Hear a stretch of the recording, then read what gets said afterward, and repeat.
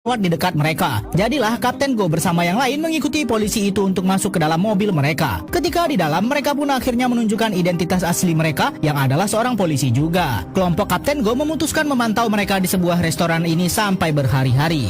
Tapi setiap malam ketika mereka sedang menyusun rencana, ada saja pengunjung random yang datang ke restoran mereka. Setiap malam mereka harus menutup identitas mereka karena takut ketahuan. Akhirnya mereka rapat malam itu. Agen Ma menyarankan untuk menggoreng ayam saja jika karena terus-terusan mengusir pelanggan, identitas mereka malah terungkap. Malam itu mereka tidak sengaja mendengar suara pertengkaran di gedung bandar tersebut. Karena memang sebelumnya mereka sudah memasang alat penyadap di jendela gedung mereka. Tiba-tiba mereka mendengar suara ketua geng mereka bernama Hong yang sebelumnya sudah pernah ditangkap karena kasus perampokan. Hong tiba-tiba meminta anak buahnya untuk membeli ayam goreng di dekat gedung mereka dan membuat panik Kapten Go bersama anak buahnya. Karena tiba-tiba para bandar obat terlarang ini ingin beli ayam goreng di restoran mereka, Kapten Go memutuskan mereka akan menggoreng ayam betulan agar tidak dicurigai. Satu persatu mereka diminta menggoreng ayam untuk mencicipi punya siapa paling enak. Tentu saja ada yang mentah, ada yang gosong, dan ada pula yang rasanya aneh. Tiba-tiba ketika mereka mengambil ke piring berikutnya, mereka kaget rasanya begitu enak. Ternyata itu adalah buatan dari Agen Ma. Jadilah untuk selanjutnya mereka akan berjualan dan Agen Ma yang akan memasak. Tapi ketika ada pengunjung datang, mereka kebingungan menghadapinya. Pengunjung itu malah ingin memesan ayam saus yang selalu ada di restoran ayam di Korea. Tentu saja mereka tidak menyangka hal ini. Agen Ma memutuskan akan membuat saus iga yang biasa ia buat di restoran ibunya dan menyajikan ayam iga bakar kepada pengunjung mereka. Ketika mereka mencicipinya, mereka tidak menyangka rasanya begitu lezat dan misi mereka menjual ayam goreng berhasil.